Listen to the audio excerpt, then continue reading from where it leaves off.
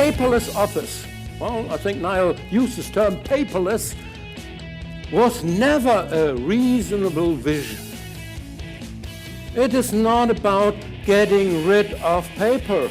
It's about getting seamless processes without media gaps.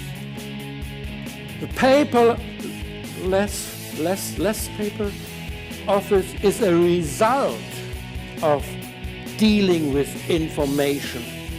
It is not a goal.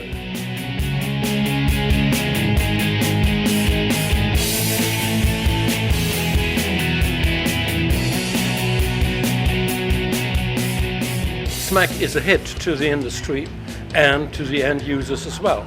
SMAC stands for Social, Mobile, Analytics and Cloud. This combination really changed how we deal with information and how we have to care for information in the future.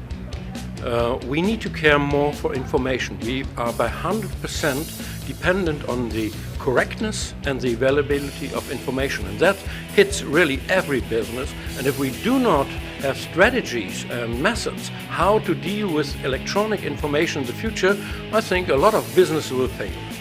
What has justified you taking an entire day out of your busy week, your busy month, to come here to try and find the answer to it?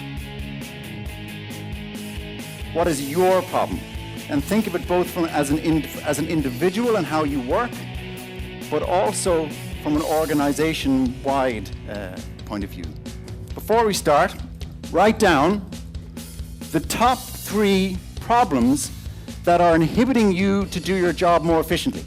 Finance is a kind of a perfect application for this, because you get great exposure cross-departmentally, because anything around, say, invoice processing, which is very process-led, can be implemented with using it as your first project, I guess.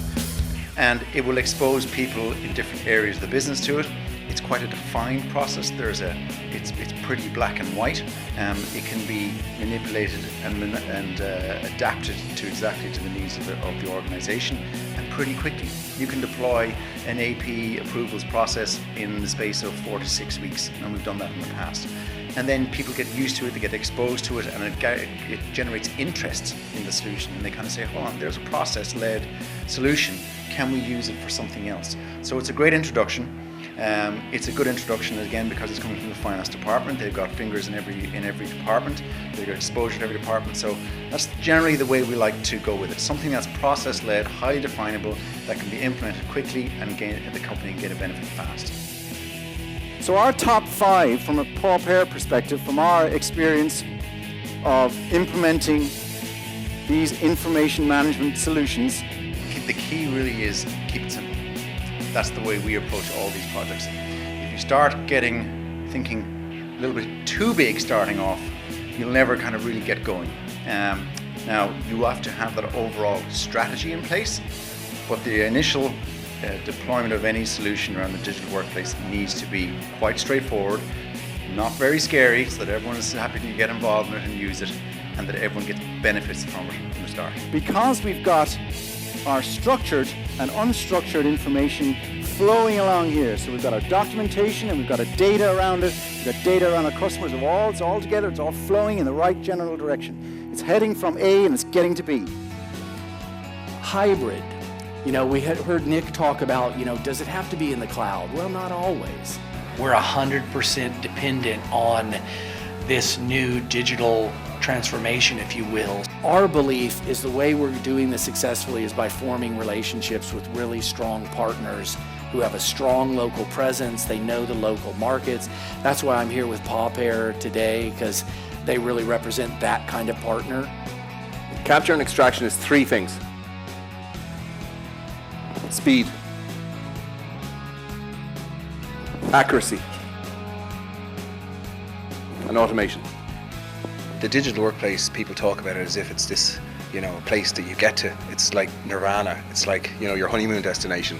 It can be, but the reality of it is that from our perspective, the digital workplace is your digital workplace. If you're manually processing invoices in your organization right now, and you understand how long it takes, then you'll also understand how long that's going to save. The key point is that we're in a growth phase at the moment. and businesses are growing. We're hearing businesses saying that their processes, current processes, are inhibiting their growth. So they're losing the opportunity that they have right now. So what we're trying to encourage people today is to say that yes, there is investment and there are other resources required in terms of manpower, but with the right strategy, that return on investment comes back many, many, many times back.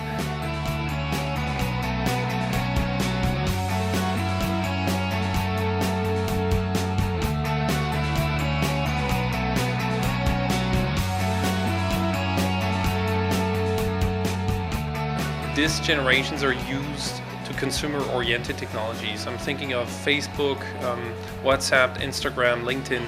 So they know how to use these tools very quickly. And the fact that they're using this puts a lot of pressure on organizations and what kind of IT environment they have, and also in terms of software that they're offering to their employees.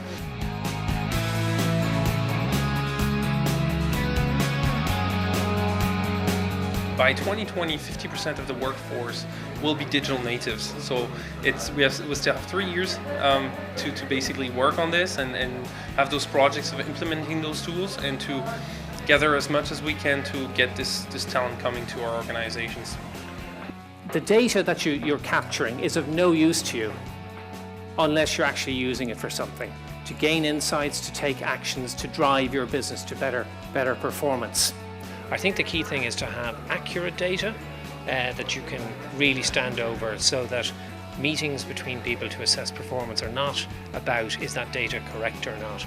You can guarantee the data is correct, that all the formulas used to calculate the data are correct, and you can spend the time then interrogating the data and trying to fix problems and issues that are arising.